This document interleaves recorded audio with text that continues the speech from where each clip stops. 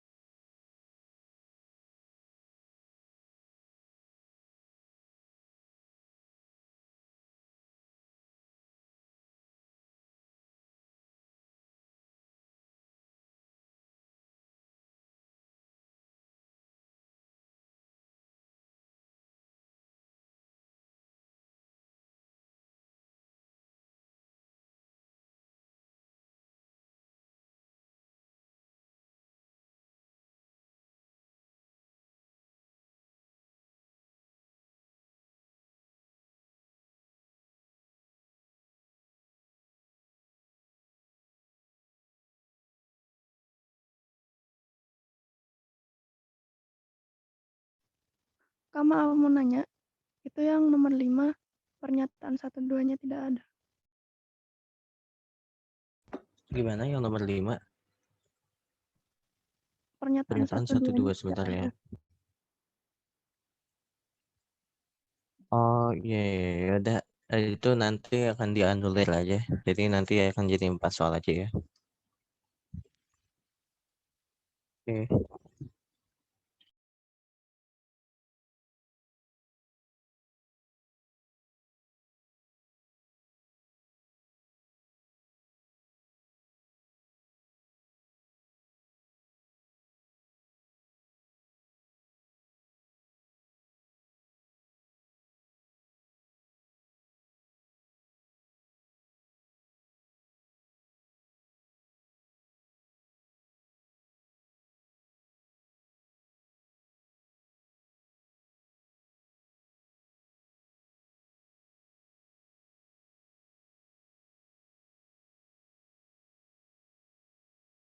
Jadi tinggal 1 menit lagi ya.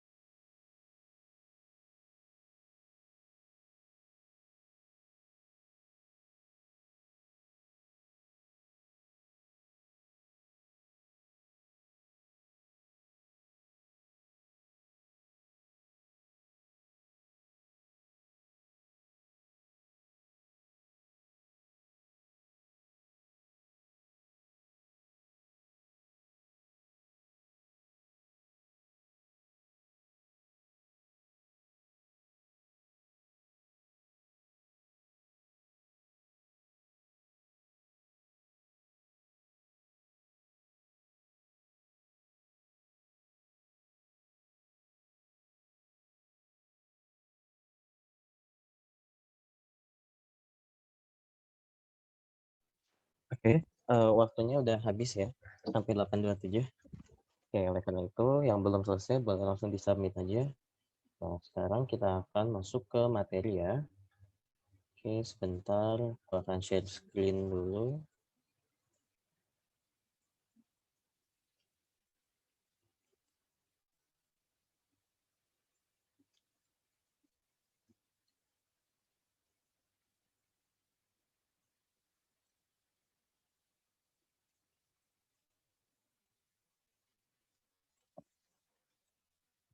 Oke, ini udah kelihatan slide-nya?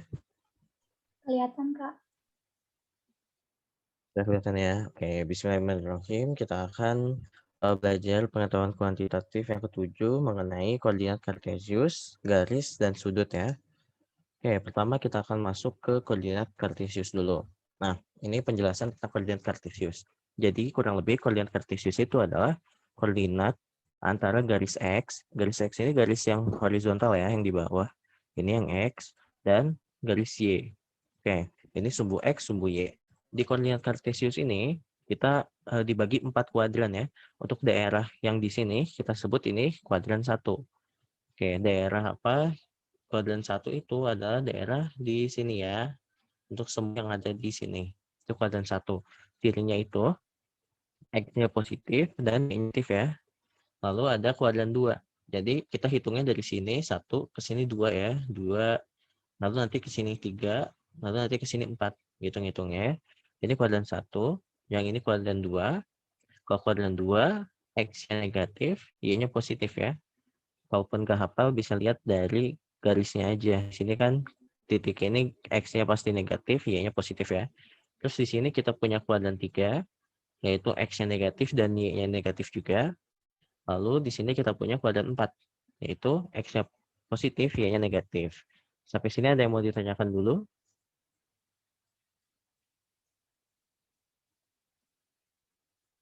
Oke, jadi kuadran ini adalah kayak daerah ya.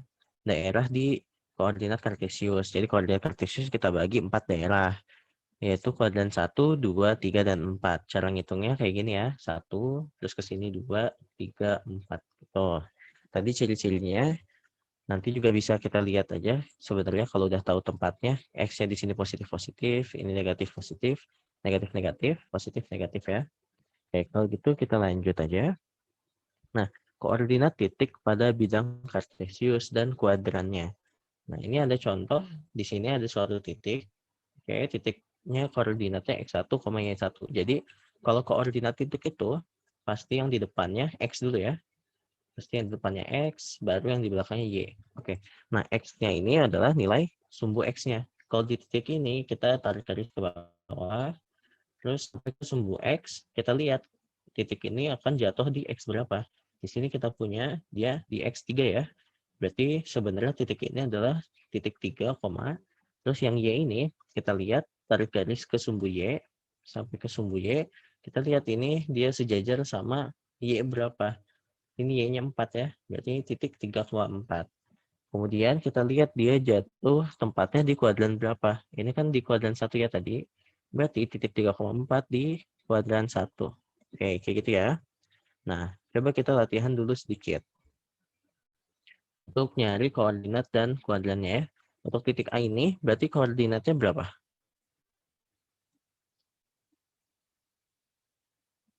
Ada yang tahu? Min 1, min 4. Ya, betul ya. Jadi yang pertama, saya tarik garis dulu yang sejajar dengan sumbu X-nya itu di min 1.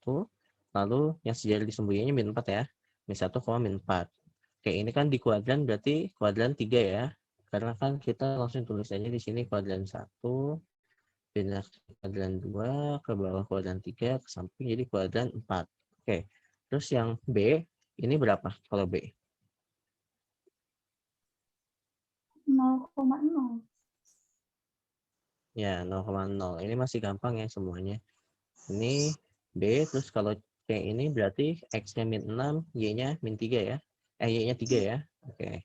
Terus kalau yang D berarti X-nya 6, ininya 4.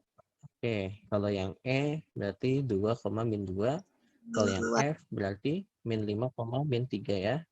Oke. Nah, kita di sini kita lihat kuadrannya ya. Kalau D min ini 3, di kuadran min 5. 1, C. Pak mau Oh aku iya, tanya. kebalik ya.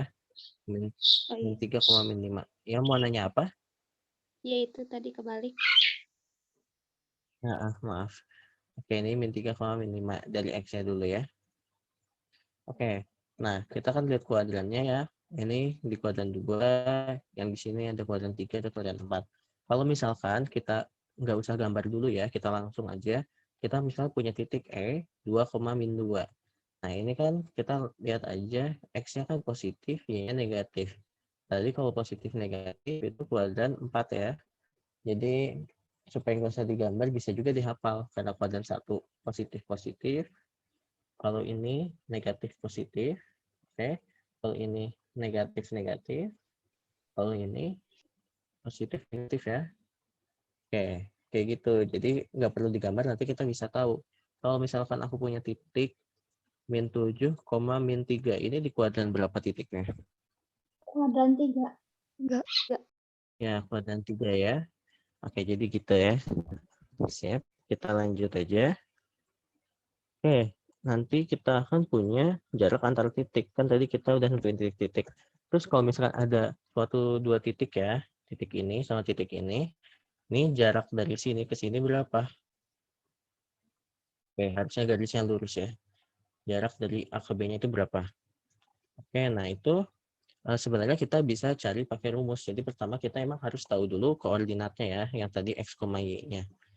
Yang A ini, kan kita lihat ini 3,2 ya.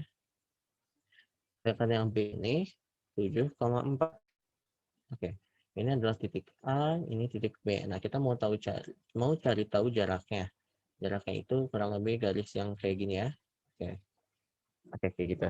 Nah, jaraknya ini caranya gimana? Jadi caranya kita bisa kayak gini, kan kita punya 3,2, kita punya 7,4. Oke, kita tinggal, kan misalkan jaraknya ini kita tulis AB ya, kita masukin aja rumus kayak gini. Yang selisih X-nya kita kuadratkan, terus kita jumlahkan dengan selisih Y-nya dikuadratkan. Kayak gitu ya. Berarti kan selisih X-nya itu 7 dikurangi 3 ya, itu adalah 4. Oke, berarti kita punya akar 7 kurang 3, kita kuadratkan ditambah selisih Y-nya. Selisih Y-nya kan 4 kurang 2 ya. 4 kurang 2 kita kuadratkan. Nah, ini jadi 7 kurang 3 itu 4 kuadrat ditambah 4 kurang 2, 2 kuadrat ya. Ini diakarin. Ini jadi 16 tambah 4 ya. Kan 16 tambah 4 sama dengan akar 20. Nah, akar 20 itu kan sama dengan 4 kali 5 ya. Akar 4 kali 5. Berarti ini 4 dikali akar 5. Akar 4 itu adalah 2 ya. Jadi 2 akar 5. Kayak gitu. Jadi rumusnya kayak gini ya. Selisih X kuadrat ditambah selisih Y kuadrat diakarin. Akar dari selisih yang X kita kuadratin ditambah selisih Y kita kuadratin juga. Oke. Habisnya ada yang mau ditanyakan?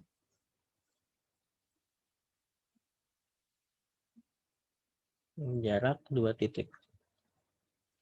Oke, ada yang mau ditanyakan dulu atau udah paham? Aman nggak? Oke, kita lanjut lagi. Nah, kita latihan dikit ya. Berarti kita di sini punya titik yang satu 3,2, yang satu 7,8. Misalkan kita pengen tahu jaraknya ya. Berarti jaraknya, yaitu garis yang biru ini, adalah tadi selisih X itu berarti 7 kurang 3 ya, kita kuadratkan. Ditambah selisih Y-nya 8 kurang 2 ya, kita kuadratkan. Berarti sama dengan 7 kurang 3 itu 4, berarti 4 kuadrat ditambah 8 kurang 2, 6 ya, 6 kuadrat. Berarti kita punya 16 ditambah 36 ya. 7 kurang 3, 4, tambah 6 ya. 4 kuadrat 16, 6 kuadrat 36. Jadinya ini 2 akar 52 ya. Akar 52 itu sekitar 4 dikali berapa? 1, 3 ya. Nah, berarti ini 4-nya dikeluarin jadi 2 kan? 2 akar 13. Oke. Jadi jaraknya ada sebesar 2 akar 13. Sampai sini paham? Paham. Paham. Paham ya?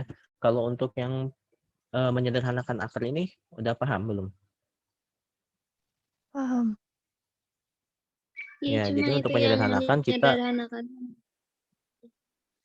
jadi kalau untuk menyederhanakan, kita cari dulu aja faktornya. Cari dulu faktor yang dia adalah angka kuadrat. Ini kan bisa difaktorin sama 4 kali 13.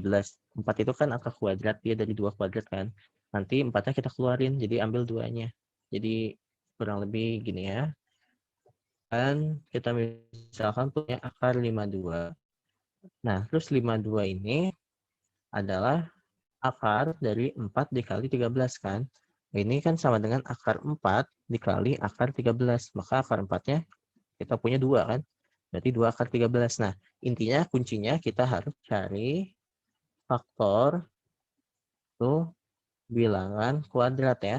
Maksudnya bilangan kuadrat itu berarti kan 1 itu bilangan kuadrat, terus 4, terus 3 kuadrat itu kayak gini ya. 1 kuadrat, 2 kuadrat, 3 kuadrat, 4 kuadrat, dan seterusnya. Nah, ini kita cari faktornya ini. Kita faktorkan dengan salah satu angka dari sini. Ini kan 1, 4, 9, 16. Nah, kalau yang nilai 52 ini, dia cuma bisa difaktorkan sama yang 4 ya. Berarti kita faktorkan aja 4-nya. Kayak gitu. Paham nggak sampai sini? Paham, Kak. Paham, Kak. Oke. Siap. Kita lanjut lagi kalau gitu. Nah, kita latihan lagi sedikit. Nah, ini jarak A ke B ini berapa? Pertama-tama berarti kita harus cari apa dulu tadi? Gimana? Koordinat. Ada yang tahu? Ya, betul. Koordinat antara A dan B-nya masing-masing ya. Kalau yang A berarti kita punya koordinatnya berapa? 1,1. 1,1. 1,1. B? 4,3. 3. Oke. 4,3. Untuk jaraknya berarti kita tinggal akar selisih dari X ditambah akar selisih dari Y. Akar selisih X-nya berarti 4 kurang 1 ya, dikuadratin. Terus selisih dari Y berarti 3 kurang 1 ya, kita kuadratin lagi. Ini berarti 3 kuadrat tambah 2 kuadrat di akar. Sama dengan kita jumlah dulu, 9 tambah 4. 9 tambah 4 itu 13 ya. Berarti akar 13. Nah, berarti ini jaraknya itu dari A ke B adalah akar 13 ya. Tuh, ini akar 13 panjangnya. Oke, sampai sini paham? Jadi kalau nggak dikasih tahu kartesiusnya, koordinatnya, kita cari dulu ya koordinatnya. Baru bisa kita masukin ke rumus. Kayak gitu. Jadi yang pertama, kalau belum diketahui, kita cari koordinat. Baru kita bisa masukin ke rumus gitu ya. Oke. Nah, kalau misalkan ada gambar kayak gini di bidang kartesius. Nah, kalau misalkan ditanya hitung luasnya, kira-kira bisa nggak kita cari luasnya berapa? Bisa, Kenapa bisa? karena udah ketahuan ini angka-angkanya. Ya, karena dari jarak tadi, pakai konsep jarak, jadi kita bisa tahu panjang dari sisi-sisi ini kan ya. Kalau udah tahu panjang sisi-sisinya, nanti bisa tahu luasnya. Oke, pertama ini kan bentuknya trapesium ya. Berarti kita cari rumus luas trapesium. Oke, kalau di gambar ini, rumusnya itu berarti gimana? Panjang AB, panjang berapa ini? Nggak kelihatan. Panjang AD ya. Panjang AD berarti ditambah panjang BC, terus dibagi 2 ya. Lalu dikali tingginya itu AB gitu. Sampai sini paham? Paham. Ya, ini rumus luas trapesium ya. Jumlah sisi sejajar dibagi 2 dikali tingginya. Berarti kita harus cari panjang AD, panjang BC, sama panjang AB ya. Kayak gitu. Nah, pertama kita cari dulu panjang AD. Nah, kita lihat A sama D ini dia Y-nya sama ya. Oke nggak? Y-nya sama. Kalau misalkan salah satu X atau Y-nya ada yang sama, kita tinggal selisihkan aja yang bedanya. Nggak usah diakarin. Paham nggak maksud aku? Paham. Jadi kan AD ya, kita tulis dulu aja supaya paham nih. AD ini kan titik A ini dia koordinatnya adalah 2,5 ya. Sedangkan D koordinatnya adalah 6,5. Nah, perhatikan bahwa yang Y ini dia sama-sama 5. Maka panjangnya itu tinggal selisih yang beda. Selisih sumbu yang beda. Berarti AD ini kita tinggal 6 kurang 2 aja. Sama dengan 4 panjangnya. Kayak gitu. Sampai sini paham? Paham, Kak. Jadi kalau ada salah satu yang sama, tinggal selisihkan aja yang bedanya ya. Oke, terus kita cari panjang BC. Nah, BC juga sama nih. B-nya itu dia adalah 2,2, sedangkan C-nya adalah 8,2. Berarti panjangnya berapa? 6. Ya, 8 kurang 2 jadi 6 ya. Oke, kita punya AD-nya 4, terus BC-nya 6. Berarti kita tinggal cari panjang AB ya. Oke, kita lihat. AB ini, A-nya itu adalah berapa? 2,5 ya. Dan B-nya itu dia 2,2. Di sini gimana caranya? Ada yang sama nggak?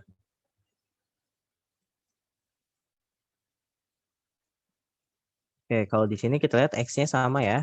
Karena ada salah satu yang sama, berarti tinggal selisih yang bedanya, yaitu 5 sama 2. Berarti 5 kurang 2 sama dengan 3 ya.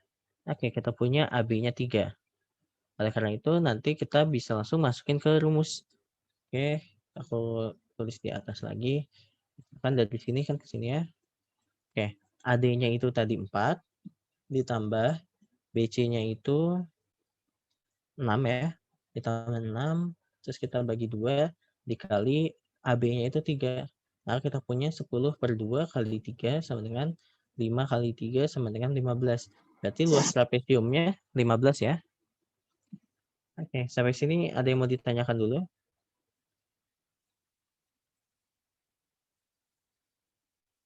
Sudah paham semuanya?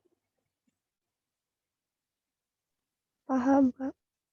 Oke, jadi ini aku contohin menghitung luas salah satu bidang datar ya, yaitu trapesium. Tapi kalau misalkan dalam soalnya bisa bentuk bidang datar apa aja.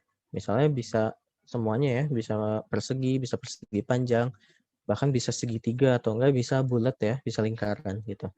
Yang penting nanti eh, kita cari aja panjang-panjang dari kalau misalkan kita mau cari luasnya itu yang harus dicari apa aja. Jadi contohnya gini ya. Kalau misalkan yang ditanyakan itu lingkaran ya, lingkaran. Berarti misalkan aku gambar sebuah lingkaran kayak gini. Oke, maaf kalau kurang bagus. Oke, misalkan aku punya lingkaran kayak gini ya. Nah, misalkan luas lingkarannya berapa? Kita lihat dulu luas lingkaran itu rumusnya apa. Itu kan Pi dikali R kuadrat. Kalau mau nyari luas lingkaran, berarti harus tahu jari-jarinya ya. Nah, jari-jarinya itu berarti dari titik B ke sini misalkan ya. Oke, dari sini ke sini itu kan dia misalkan ini titik O. Dari B ke O itu kan B-nya adalah 2,2. O-nya adalah 1,2. Nah, karena 2-nya ini sama berarti OB-nya itu adalah 2 kurang 1 ya, sama dengan 1. Nah, OB ini kan tadi jari-jarinya ya. Ini R jari-jari. Berarti R-nya 1. Sehingga luas lingkarannya Pi dikali 1 kuadrat sama dengan Pi ya. Nah, kayak gitu contohnya. Paham nggak sampai sini? Paham. Paham, Oke. Kak. Atau enggak misalkan ditanyakan ini segitiga ya. Misalkan kalau segitiga, oke, kan segitiga kayak gini ya. Nah, kalau misalkan segitiga kayak gini, berarti kita tinggal kan segitiga alas kali tinggi bagi 2. Berarti harus cari panjang alasnya sama panjang tingginya aja, kayak gitu. Oke, kita lanjut. Garis dan sudut ya. Nah, pertama ini tentang garis. Jadi, kedudukan antara dua garis ya. Dua garis ini ada dua jenis, yaitu bisa sejajar atau berpotongan.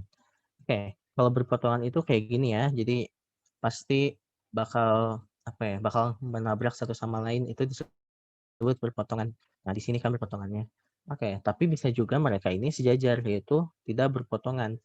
Ini terjadi hanya saat mereka gradiennya sama ya. Gradien sama. Oke. Saat gradien sama, maka mereka akan sejajar. Nah, jadi maksudnya ini mau kita panjangin segimanapun, mereka nggak bakal ketemu. Kayak gitu ya. Ini kita sebut garisnya sejajar. Oke, kalau misalkan aku punya garis kayak gini ya, terus kayak gini, ini mereka sejajar atau berpotongan? Berpotongan. Ya, walaupun di gambarnya nggak kelihatan, tapi kita bisa perpanjang aja ya garisnya. Kita perpanjang, nah maka mereka akan berpotongan di sini, kayak gitu. Oke, jadi walaupun nggak kelihatan, kita bisa memperpanjang garis ya. Oke, aku tulis, kita buat membantu mengerjakan itu, kita bisa memperpanjang garis. Tapi garisnya nggak boleh jadi belok ya, harus tetap lurus, kayak gitu. Oke, nah misalkan di sebuah bangun ruang kubus, ini aku kasih contoh-contoh garis. Pertama ada contoh pasangan garis yang sejajar. Nah, yang sejajar itu berarti kan yang EF ini akan sejajar sama ini ya, GF ya. Dan mereka juga sejajar sama DC ya. Dan sejajar juga sama AB. Nah, mereka ini saling sejajar. Paham nggak sampai sini? Paham. Paham ya? Oke, kalau misalnya aku mau tanya pasangan garis yang sejajar selain yang tadi itu yang mana lagi berarti? FB dengan EA. Yang FB Dengan sama EA. Ya, betul. GC, Terus ya, itu juga bisa. Terus apa lagi? BC dengan FG. Ya, betul. Itu juga bisa ya. FC dengan BC dengan maksudnya. Oke. Itu contoh pasangan garis yang sejajar. Nah, kalau pasangan garis yang berpotongan, ini aku kasih contoh ada garis EA sama garis AB ya. Nah, ini garisnya mereka berpotongan. Terus mana lagi coba yang berpotongan? GF dengan EF. HG dan FB. HG dan HG GC. HG dan GC. GC ya. Ya, Ya, betul. Oke. Terus terakhir ada yang bersilangan. Bersilangan ini dia tidak berpotongan ya. Tidak berpotongan, tapi bentuknya itu kayak gimana ya? Kayak gini. Kan gini, tapi dia nggak berpotongan. Jadi kayak jauh gini. Gini ya, tuh, kayak gini ya. Oke. Nah, dia bersilangan, tapi tidak berpotongan ya, bersilangan. Jadi aku kasih contoh ED sama AB ya. Kenapa aku bilang bersilangan? Karena kalaupun AB-nya kita tarik, kita perpanjang, terus ED-nya kita perpanjang, nah mereka kan nggak berpotongan ya. Nah, di sini mereka bukan berpotongan ya, karena dimensinya beda. Jadi mereka nggak berpotongan di sini. Jadi kan yang satu, gimana ya? Kalau misalnya kita lihat dari satu sisi, misalkan ini garis AB ya, ini garis AB. Nah, si ED-nya kan bentuknya gini ya. Sedangkan garis AB-nya dia masuk ke dalam dan keluar dari kertas ini misalkan. Paham nggak sampai sini?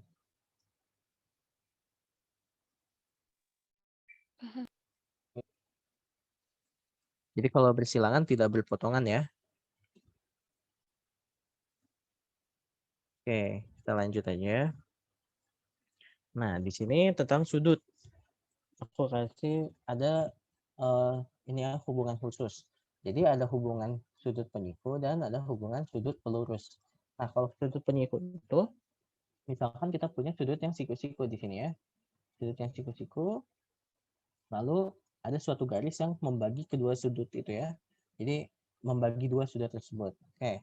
Jadi kita punya sudut A dan sudut B. Nah, kita bilang A dan B ini adalah saling penyiku ya. Jadi A ini penyiku untuk B, B ini penyiku untuk A. Kenapa? Karena kan kita tahu tadi awalnya ini 90 derajat ya. Segini ke semuanya ini adalah 90 derajat ya. Nah, terus dibagi dua bagian. Jadi A sama B. Nah, berarti kan hubungannya adalah A ditambah B itu harus 90 derajat ya. Nah, sehingga kalau mau cari salah satunya, misalkan aku mau nyari A, tinggal 90 derajat kita kurangi aja sama B. Kalau kita mau nyari B, sama 90 derajat dikurangi aja sama A. Kayak gitu. Nah, ini hubungan sudut penyiku ya. Jadi tinggal 90 derajat dikurangi sudut penyikunya itu apa. Sampai sini paham?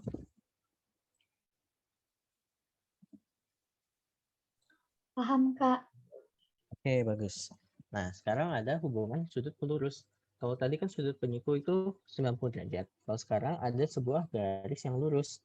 Kalau garis lurus itu pasti dia segininya itu adalah 180 derajat ya. Kalau garis lurus. Terus misalkan kita tarik sebuah garis sehingga membagi sudutnya itu menjadi beberapa bagian ya. Misalkan jadi 2 bagian. Menjadi ada sudut A sama sudut P.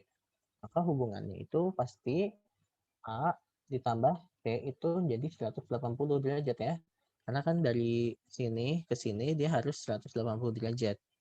Sehingga hubungannya kalau mau nyari salah satu tinggal A sama dengan 180 derajat kurang C. Terus C sama dengan 180 derajat kurangi A. Kayak gini ya hubungannya. Oke, ada yang mau ditanyakan dulu?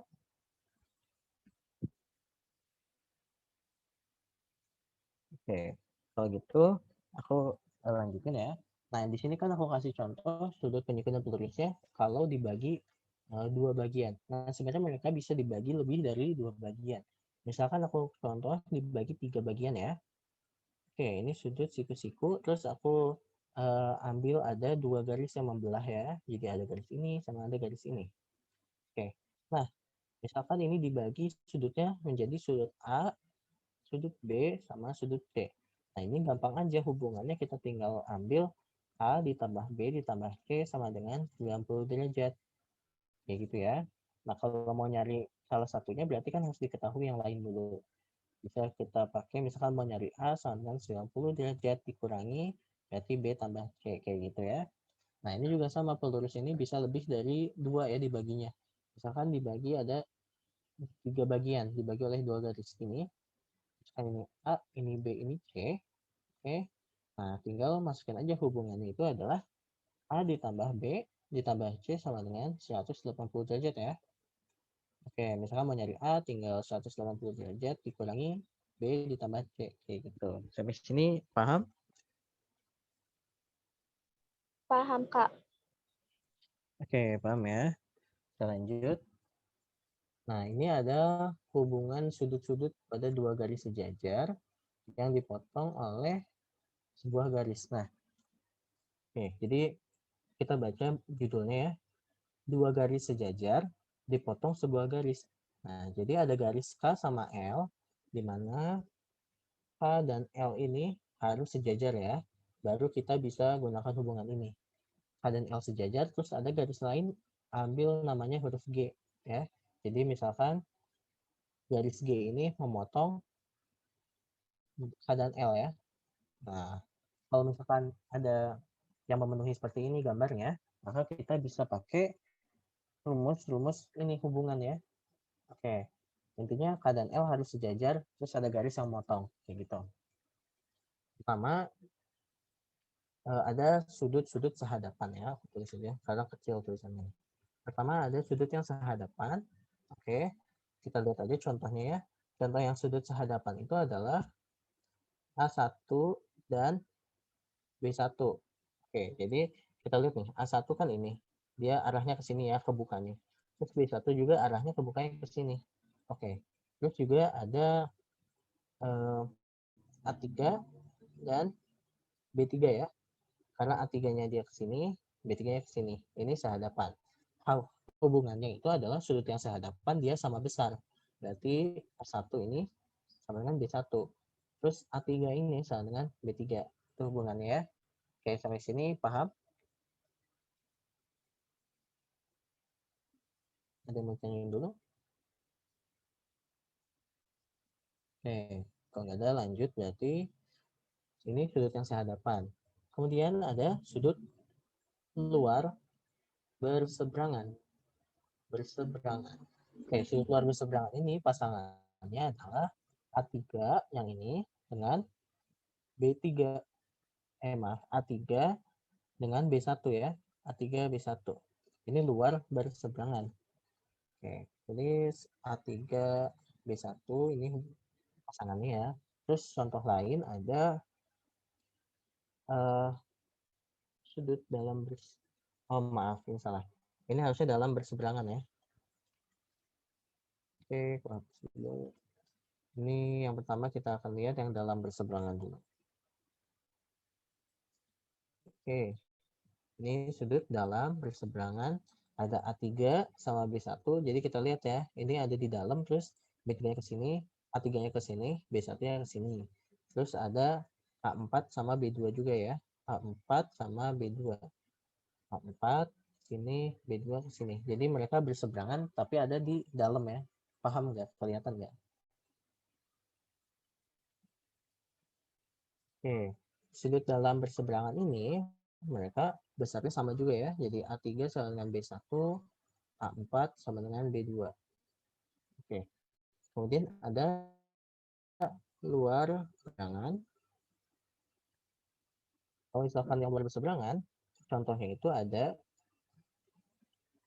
A1 dengan B3 ya. A1 dengan B3. Oke, kita lihat A1 yang ini kan. A1 sama B3 yang ini. Nah, jadi mereka berseberangan. Yang satu ke arah kiri atas, yang satu ke bawah, kanan bawah ya. Nah, ini hubungannya adalah sama dengan juga A1 sama dengan B3 ya. B3. Kemudian ada sudut dalam sepihak. Dalam sepihak. Jadi kalau yang berseberangan mereka hubungannya sama dengan ya. Hubungannya sama dengan. Kalau misalkan sepihak, mereka hubungannya pelurus. Jadi hubungannya 180 derajat. Kita ambil contohnya. Ya, fokus dulu. Kita contoh dalam sepihak ya. Untuk yang dalam sepihak. Dalam sepihak itu contohnya A3 dan B2 ya. Ada A3, ada B2. Nah, kita lihat A3 kan yang ini. Oke. B2 yang ini. Nah, mereka ini dalam sepihak. Bentuknya kayak gini ya. Nah, hubungannya itu adalah A3 ditambah B2 ini adalah sama dengan 180 derajat. Terus contoh dalam sepihak lagi adalah A4 ya, A4 dan B1 ya, B1 kayak gitu. Ini dalam sepihak. Terus ada juga yang terakhir luar sepihak. Kalau luar sepihak ini bentar. Oke. Hubungannya juga 180 derajat ya, karena kalau sepihak hubungannya 180 derajat. Contohnya itu A1 dan B4. A1 dan B4 ini. Mereka sepihak, luar sepihak. Gitu ya. Oke. Ada yang mau ditanyakan dulu sampai sini?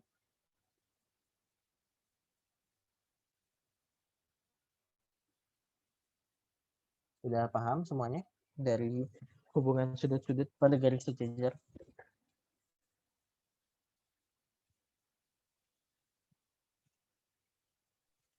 Maaf, Kak, mau nanya. Mau nanya apa? Yang tentang luar sepihak, yang tentang sama yang dalam sepihak. Kalau yang dalam sepihak itu berarti sudutnya yang tidak di luar garis ya, Kak, yang tidak keluar dari garis K sama garis L. Iya, dari K sama L yang ada di daerah sini ya. Iya. Iya, kayak gitu. Ya, Kak. Terima kasih, Kak. Kalau luar berarti yang di daerah sini ya, ini dan ini. Ya, yang keluar garis ya. Iya, betul. Ya, terima kasih, Kak. Ya. Sebenarnya intinya gini ya. Gampangnya itu kayak gini. Jadi kalau misalkan kita bingung ini di dalam atau di luar atau gimana, kan yang penting itu hubungannya adalah apa? Antara dia sehadapan atau enggak berseberangan atau enggak sepihak ya. Karena apa? Karena mereka hubungannya beda. Kalau yang sehadapan kan hubungannya sama dengan, kalau yang berseberangan dia hubungannya sama dengan, kalau sepihak dia hubungannya 180. Berarti tinggal cari aja antara tiga itu. Jadi nggak usah terlalu dalam nyarinya. Nggak usah sampai kayak dia dalam sepihak. Tapi kita bisa cari aja apakah dia sehadapan, ataukah dia berseberangan, atau enggak dia sepihak. Oke, kita lihat aja dari situnya ya. Misalkan aku ambil nih K2 sama K4. Oke, kita lihat yang sini arahnya ke sini, yang sini arahnya ke sini. Berarti dia berseberangan ya. Karena dia berseberangan maka hubungannya jadi gini, A2 ya ini, A2 sama dengan B4. Gitu. Terus misalkan aku ambil contohnya ini A4 sama B1. Nah, di sini kan dia sepihak ya. Karena dia sepihak, berarti hubungannya nanti 180. A4 tambah B1 sama dengan 180 derajat gitu. Nah, itu yang sepihak. Kalau misalnya yang sehadapan, aku ambil misalkan ini B3 sama A3 ya. Mereka sama-sama ke sini. Nah, ini sehadapan, berarti mereka sama dengan. Jadi kita sebenarnya tinggal cari hubungan apakah sehadapan atau berseberangan atau sepihak. Kayak gitu. Nanti tinggal masukin rumus hubungannya. Paham nggak sampai sini?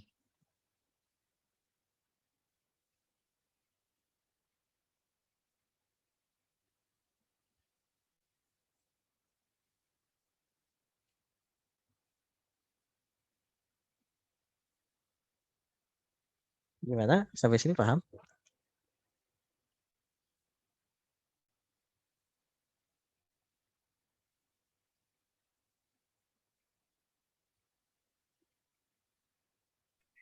Boleh dicontohin lagi nggak yang dalam berseberangan sama luar berseberangannya?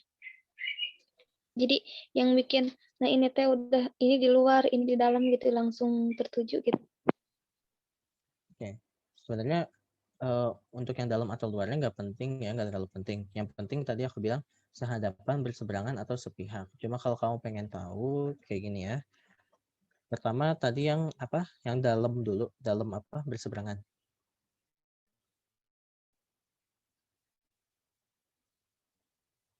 Dalam berseberangan ya. Pertama kita dalam. Berarti di daerah yang tengah ini ya. Di daerah yang sini. Oke. Terus berseberangan. Kalau berseberangan, berarti yang satu arahnya misalkan ke atas ini, yang satu ke bawah. Oke, berarti dalam berseberangan kita ambil contoh B1 sama A3. Gitu. Sampai sini paham nggak? Paham. Paham ya? Ini tadi contoh dalam berseberangan. Terus aku mau kasih contoh dalam sepihak. Oke, dalam sepihak berarti ada di dalam sini juga. Wah, tinggal cari yang sepihak berarti ya. Kita cari yang sepihak itu. Maksud sepihak itu jadi kayak gini ya. Ini gini ya bentuknya. Nah, ini sepihak antara B1 sama A4. Yang bentuknya kayak gini kita bilang sepihak ya. Kayak gitu. Paham sampai sini nggak?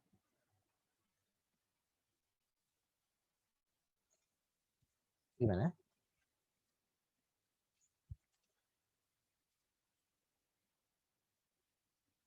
Paham. Paham. Oke.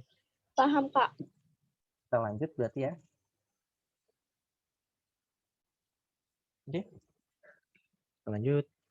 Nah, latihan lagi dikit. Sekarang ini waktunya sampai 945 ya. Oke. Kita latihan dikit berapa X, Y, dan Z-nya. Nah, kita bisa nyari kayak gini ya. Pertama, perhatikan Z sama yang ini.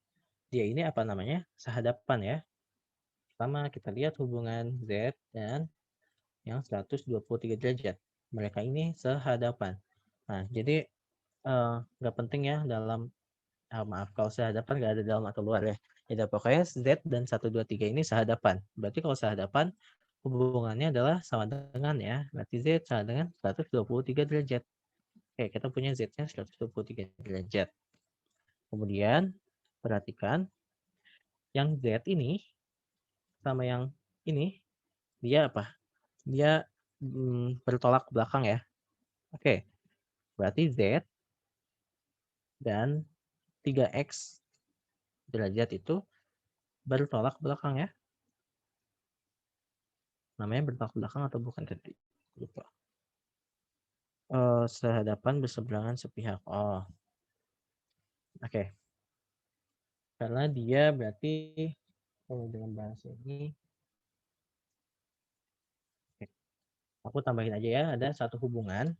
Kalau misalkan kayak gini, yang ini A, yang ini B, nah ini kita sebut bertolak belakang ya, A dan B-nya. Bertolak belakang. Oleh karena itu, mereka ini hubungannya sama dengan A sama dengan B. Nah ini hubungan lain. Oke, Z dan 3X-nya itu bertolak belakang.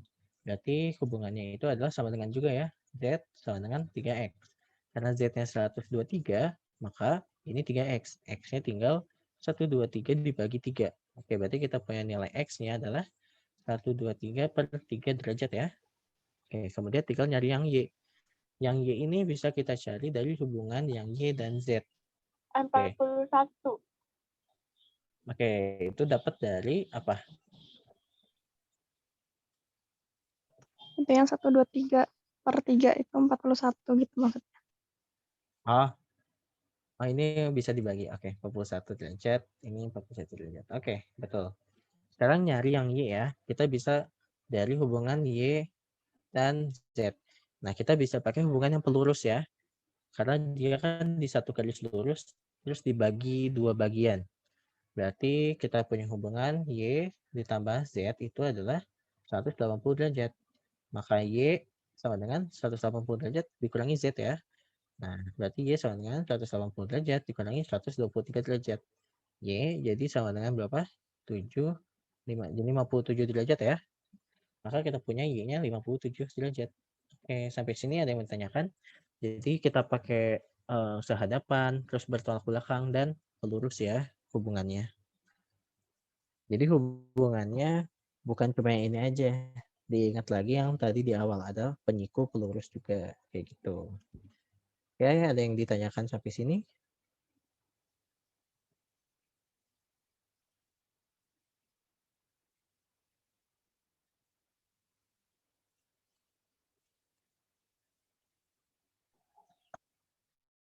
Kayaknya nggak ada, Kak. Oke, kalau gitu kita lanjut ya. Nah, latihan lagi dikit. Tentukan nilai dari X, Y, Z, terus nanti dijumlah. Oke, pertama kita ambil yang nggak ada variabel ya, supaya bisa nemu langsung nilainya. Yang 80. Oke, terus kita cari hubungan antara yang 80 sama yang lain dan suatu variabel. Nah, kita punya hubungan 80 sama 4X ya. Oke, sama yang 80 derajat dan 4X. Ini hubungannya adalah tadi bertolak belakang ya. Nah, karena dia bertolak belakang, maka hubungannya sama dengan misalkan 4X. Maka X tinggal dibagi 4 80-nya. Jadi 20 derajat. Oke, kita punya X-nya 20 derajat. Kemudian, nih kita lihat untuk yang 4X dan 4Z min 20 derajat. Mereka hubungannya ini apa? Sepihak ya. Ya enggak? Karena mereka ada di kayak gini bentuknya. Oke, kalau mereka sepihak, hubungannya itu 180 derajat ya. Jadi sepihak hubungannya sepihak mana? Sepihak hubungannya 180 derajat ya, mau luar atau dalam. Oke, berarti ini kita punya 4X ditambah 4Z dikurangi 20 derajat sama dengan 180 derajat. X-nya kita punya 20 derajat. Kita masukin 4 dikali 20 ditambah 4Z dikurang 20 sama dengan 180 derajat.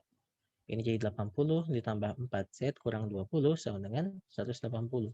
80 kurang 20, 60 ya. 4Z ditambah 60 sama dengan 180. 4Z sama dengan 180 kurang 160. 120 ya. Maka Z-nya adalah 30 derajat ya. Oke, kita punya Z 30 derajat. Tinggal nyari yang Y-nya aja. Oke. Nah, kita bisa lihat 4Z min 20 derajat ini dia bertolak belakang ya. Bertolak belakang dengan Y tambah 20 ya. Tolak belakang dengan Y tambah 20 derajat. Maka nilainya itu sama dengan ya. Jadi 4Z min 20 derajat sama dengan Y ditambah 20 derajat. Oke, kita punya Z-nya tadi 30 ya. Berarti 4 kali 30 derajat min 20 derajat. Terus 20 derajat ini kita pindahin aja ke kiri ya. Jadi min 20 derajat sama dengan Y.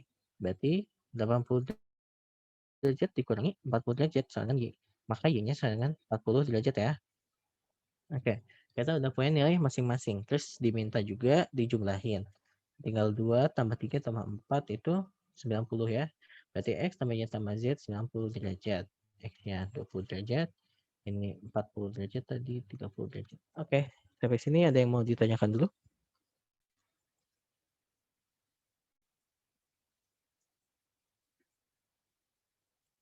Nah, jadi alurnya itu nggak perlu seperti tadi.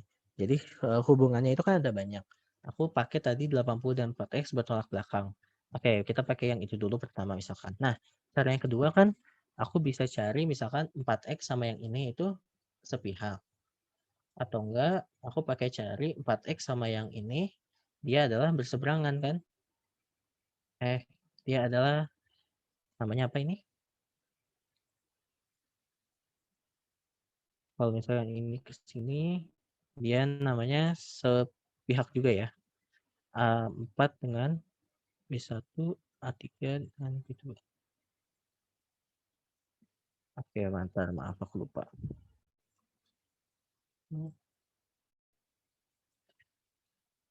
Oh iya, oke. Dalam berseberangan, A3 sama B1. Nah, oke. Di sini berarti aku bisa pakai misalnya sepihak antara ini dan ini. Oke, 4x dan ini. Atau enggak, kita bisa pakai yang 4x sama yang ini. Hubungannya apa? Hubungannya juga yang 180 derajat ya. Karena mereka sebenarnya ini adalah sepihak juga. Kenapa? Karena yang 4x ini kan dia di sini. Berarti dia sama dengan yang ini ya, karena dia sehadapan. Jadi ini 4x. Nah, nanti ini kan sama ini pelurus ya, di 180 derajat. Jadi alurnya bisa banyak caranya. Yang penting ketemu semuanya aja. Atau cara kita ambil yang paling cepat juga boleh gitu. Oke, paham maksudnya sampai sini enggak? Atau ada yang mau ditanyain dulu? Paham. Oke. Terus kita lanjut aja kalau gitu. Nah, ini ada faktor-faktor tentang sudut di bidang datar ya. Kalau misalkan kita punya poligon yang sisinya ada N,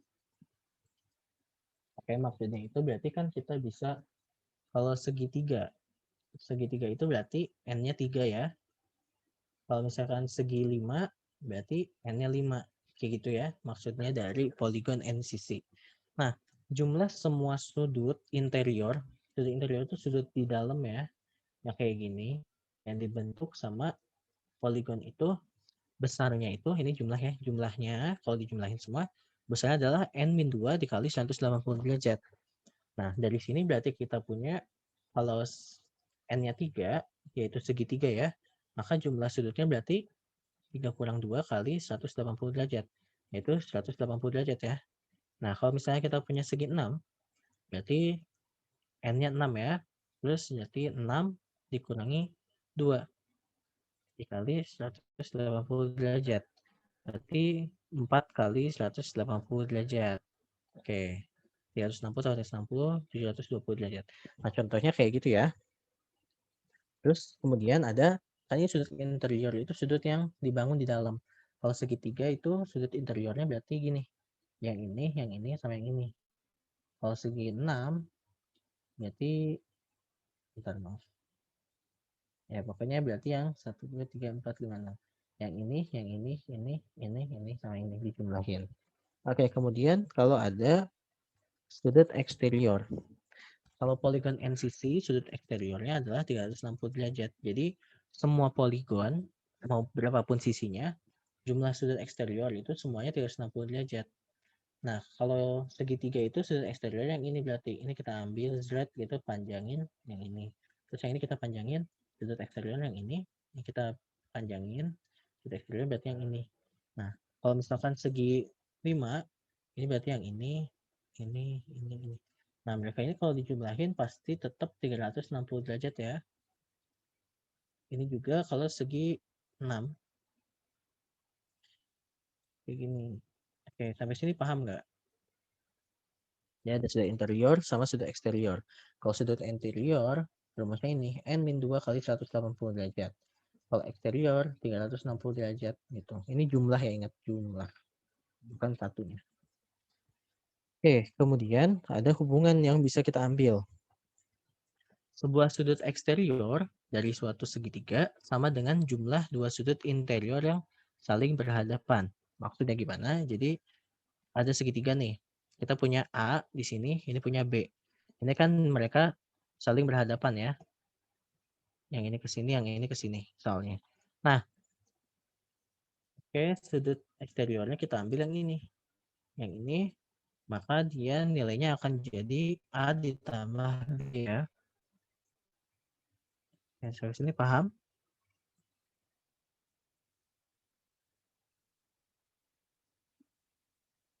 Sebenarnya ini nggak perlu terlalu dihafalin sih. Karena apa? Karena kita bisa pakai hubungan yang lain juga. Selain hubungan eksterior ini kan berarti kita bisa pakai hubungan, kita kalau tahu A sama B, dalamnya kan 180 ya segitiga. Maka tinggal 180 dikurangi A kurangi B. Kita dapat yang ini. Nanti tinggal 180 dikurangi yang ini. Nah, kita dapat yang D. Kayak gitu ya kurang lebih. Nah, tapi kalau mau dicari rumusnya yang cepat kayak gini. Berarti D sama dengan A tambah B. Oke. Terus juga pada suatu segitiga, sisi yang berhadapan dengan ini ya, sisi yang berhadapan misalkan yang ini dengan apa? Dengan sudut interior terbesar. Ini yang sudut interior terbesar ya. Adalah sisi yang lebih panjang dari sisi lainnya. Gitu. Jadi kalau ada yang sudut interior besar, maka sisi yang berhadapan dengan ini adalah sisi yang paling panjang. Kalau sudut interior paling kecil, misalkan ini yang paling kecil, maka yang berhadapannya sisinya ini berarti sisi yang paling pendek kayak gitu. Sampai sini paham?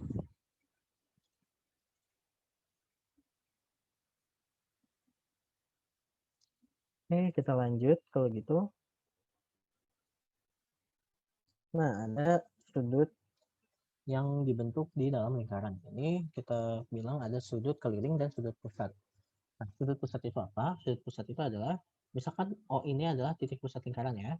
Sudut pusat adalah sudut yang dibentuk dari dua jari-jari ya. Karena AO ini jari-jari, AC ini jari-jari. Ini sudut pusat.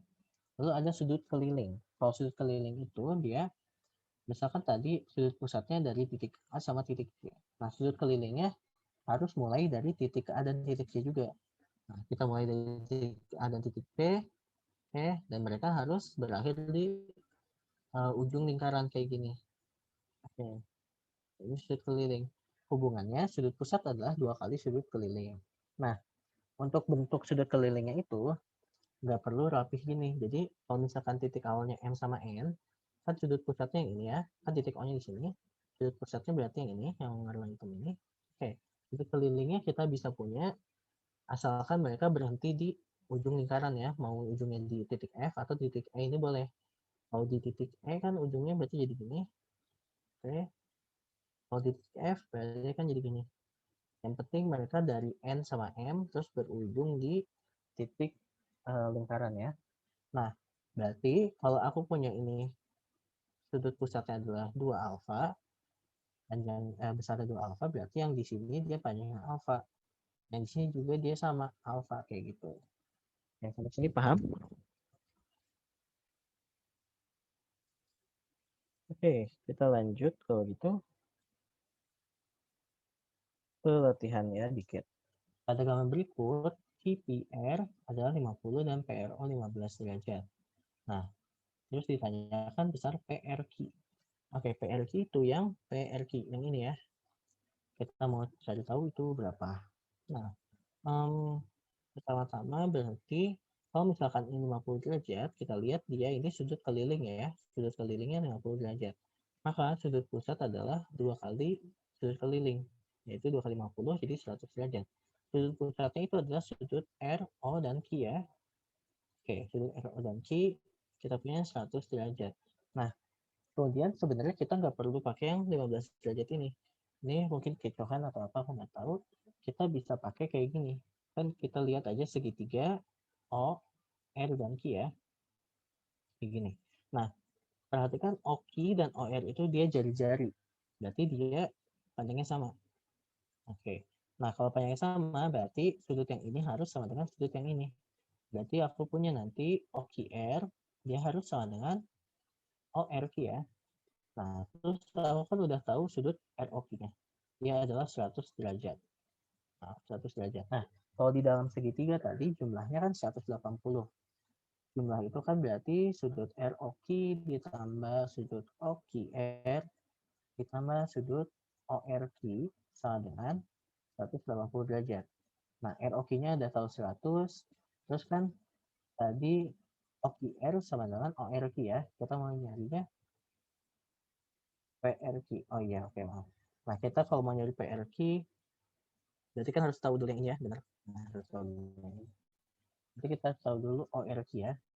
Nah, ORQ-nya kita samain aja, kan sama kayak OQR. Berarti ini jadi ORQ ditambah sudut ORQ sama dengan 180 derajat. Jadi dua sudut ORQ sama dengan 80 derajat. Maka ORQ sudutnya ini adalah 40 derajat ya.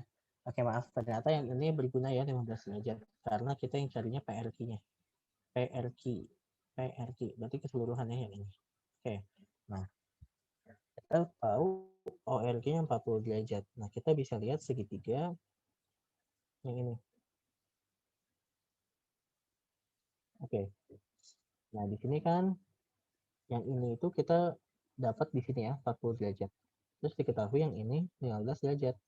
Nah, kalau segini berarti tinggal 40 tambah 15 ya. Jadi 55 derajat yang T. Oke, sampai sini paham? Gimana? Ada yang mau ditanyakan dulu?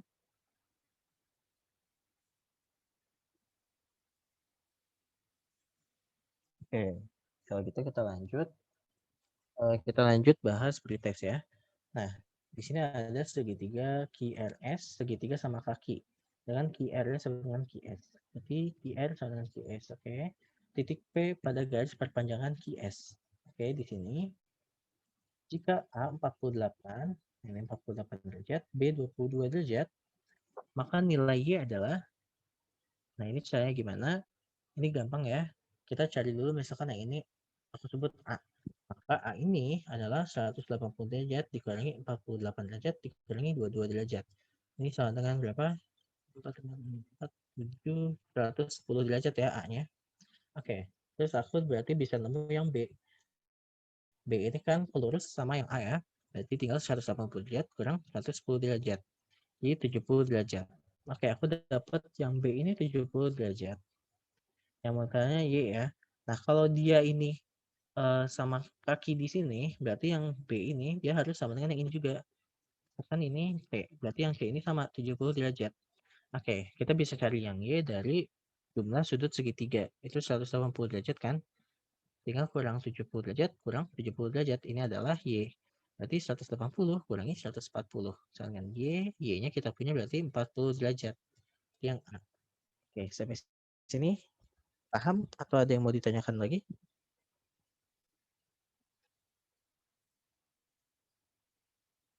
Gimana? Halo? Oke, aku nggak paham ya kalau gitu. Kita lanjut lagi ke yang pretest tadi.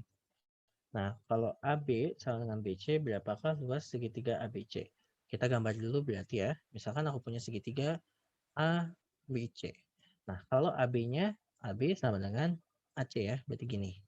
Nah, kalau kayak gini, berarti sudut yang ini harus sama dengan sudut yang ini ya. Ini A, berarti besarnya. Nah, pertama, kan kita mau cari luas segitiga ABC ya. Kalau misalkan diketahui sudut ABC 60. ABC 60 derajat, 60 derajat. Oke, mau nyari luas. Nah, ini kalau cuma tahu sudutnya aja nggak bakal ketemu luas ya. Karena luas harus kita tahu sisinya gitu. Nah, kalau yang dua, BC sama dengan 10. Kalau BC sama dengan 10, yang ini 10 ya. Oke, nah ini juga masih belum bisa nemu luasnya ya. Karena apa? Karena untuk mencari luas, misalkan diketahui sudut dan sisi kan bisa pakai aturan sinus. Cuma aturan sinus itu butuh nilai yang benar di sudutnya itu harus berapa derajat. Sedangkan kalau yang dua aja dia nggak tahu ini berapa derajat. Oke, kalau misalkan kita masukin 1 dan 2 ya, berarti kita punya ini kan sama, ini A, B, C, yang ini adalah 60 derajat, nih 60 derajat, terus yang ini adalah 10 ya BC-nya. Nah, berarti luasnya berapa? Oke, kalau kayak gini, kita bisa nyari luasnya ya. kita bisa nyari luasnya 60, 60, berarti sisanya berapa di sini? 180 kurang 120. 60 derajat juga. Nah, karena dia 60 derajat juga, semuanya sama ya sudutnya, berarti sebenarnya mereka ini bukan cuma sama kaki, tapi sama sisi semua. Oke, karena mereka sama sisi semua, ini 10, ini 10, ini 10. Nah, maka luasnya bisa kita cari ya. Caranya pertama pakai Pitagoras dulu. Yang ini kan sampai sini 5. Nah, terus nanti kita cari ini pakai rumus Pitagoras tingginya. Nanti ketemu tingginya tinggal dikali alasnya 10. Jadi setengah kali 10 kali tingginya tadi berapa, nanti ketemu. Jadi bisa ketemu ya kalau kita gabungin 1 sama 2. Berarti yang C jawabannya. Oke, paham sampai sini? Paham, Kak. Oke, paham ya? Paham, Kak. Nah, terus ini pretest yang ketiga berarti. Ditanyakan berapa nilai X. Kalau misalkan pertama 7AB sama 5BC sama 5CA, atau yang kedua 6AB sama 5BC sama 4CA. Oke. Di sini kita lihat ya, kalau misalkan pernyataan ini digabung, harusnya mereka ini ya, jadi nggak konsisten ya. Karena kan di sini dia bilang 5BC sama 5CA. Tapi kalau digabung, yang ini kan 5BC sama 4CA. Berarti nggak konsisten ya. Berarti yang C ini pasti salah harusnya. Oke, kita lihat dulu yang nomor 1. Kalau aku punya 7AB sama 5BC sama 5CA, berapakah nilai X? Oke, di sini coba ya aku hitung. 7AB sama dengan 5BC sama dengan 5CA. Maka berapakah nilai X? Cukup nggak ya? Kalau pakai perbandingan kan jadi 7. Ini sama dengan ya. 7AB sama dengan 5BC sama dengan 5CA. Harusnya nggak cukup ya. Kenapa? Karena dari panjangnya aja kita nggak tahu ini berapa. Oke. Terus juga dari dalamnya ini kan belum ada yang diketahui juga. Maka nilainya pasti nanti jadi tetap variabel. Ini juga kan masih dalam nilai variabel ya. Karena semuanya masih dalam variabel, kayaknya nggak cukup ya. Karena kan kita mau nyari nilai X ini berapa derajat persisnya gitu, pakai nilai angka. Karena semuanya masih variabel, harusnya nggak cukup. Jadi kayaknya jawabannya E ya. Oke, kita lanjut.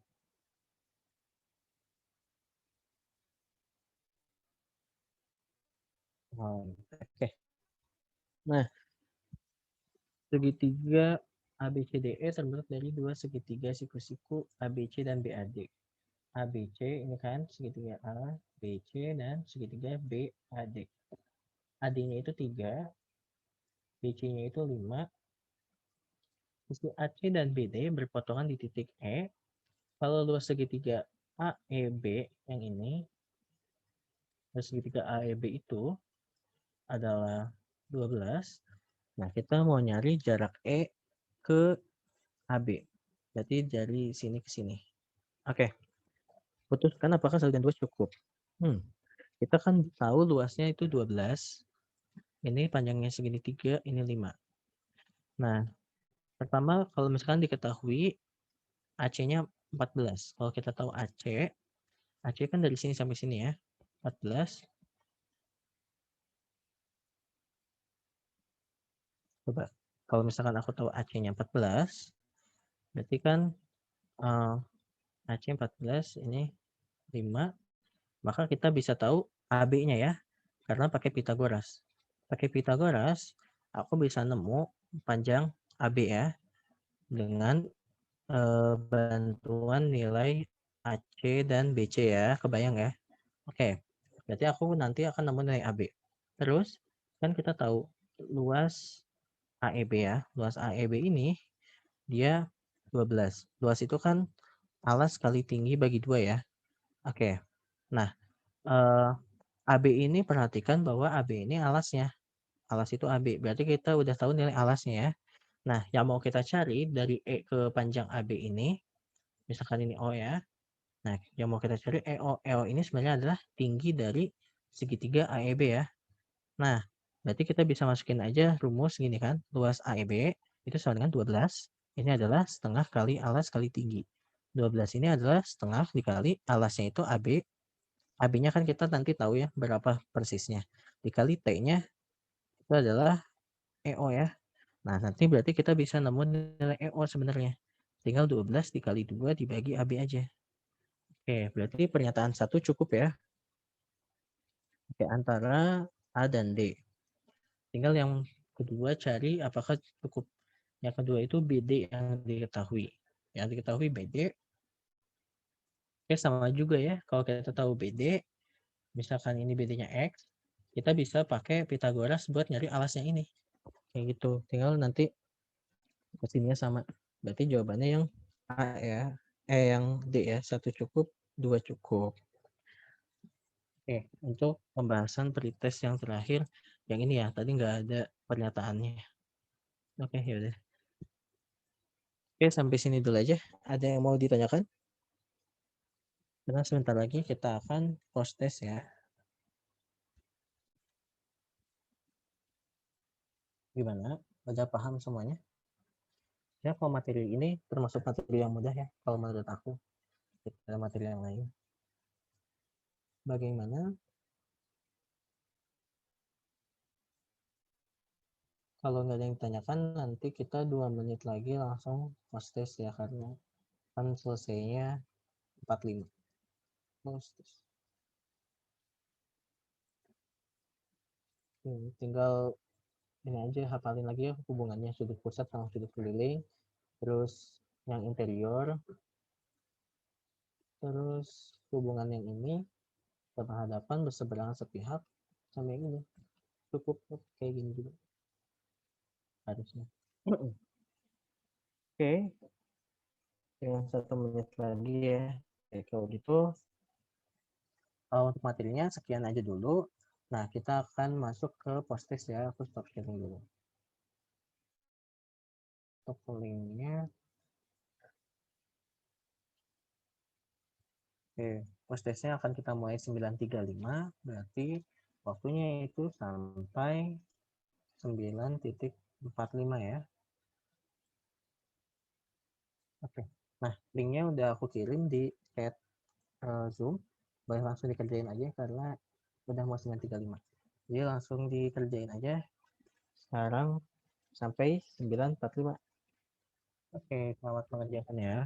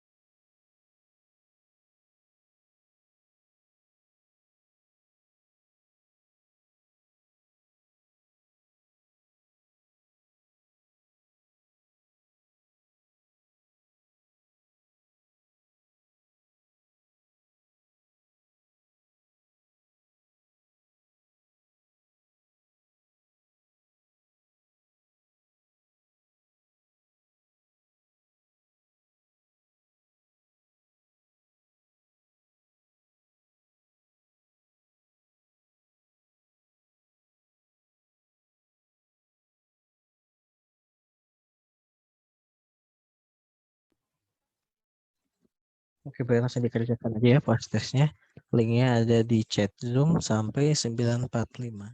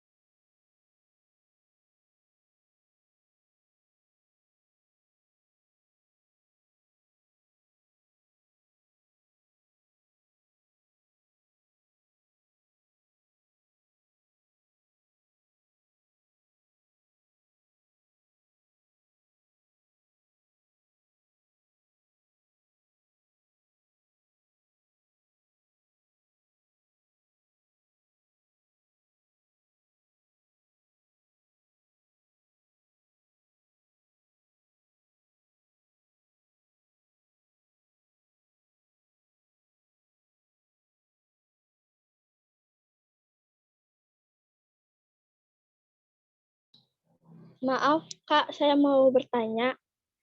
Yang Iya, boleh. yang di sudut inferior sama eksterior tadi. Kenapa? Eh, itu kan misalnya nih yang segitiga, kan di situ sudutnya ada 3 ya. Misalnya L-nya itu ada 3. Terus jika sudutnya itu digantikan dengan angka, misalnya 2, misalnya itu sudutnya digantikan dengan angka, terus nilai N-nya itu apakah tetap pakai 3 atau nilainya itu dicari dulu dari penjumlahan masing-masing sudutnya? Oh, pakai tetap 3. Ini kan gini ya. Jadi dia tetap jumlahnya 180 derajat karena N-nya itu adalah nilai sisi dari poligonnya, bukan dari jumlahnya. Jadi kalau bentuknya segitiga, mau dalamnya berapa aja nih nilainya, kan dia sisinya tetap 3 ya. Karena sisinya tetap 3 berarti harusnya berapapun sudutnya di dalamnya ini, mau berapa aja angkanya, kalau dijumlahin harus tetap jadi 180 derajat. Gitu ya maksudnya? Paham nggak? Iya, Kak. Paham, Kak. Terima kasih. Oke, iya.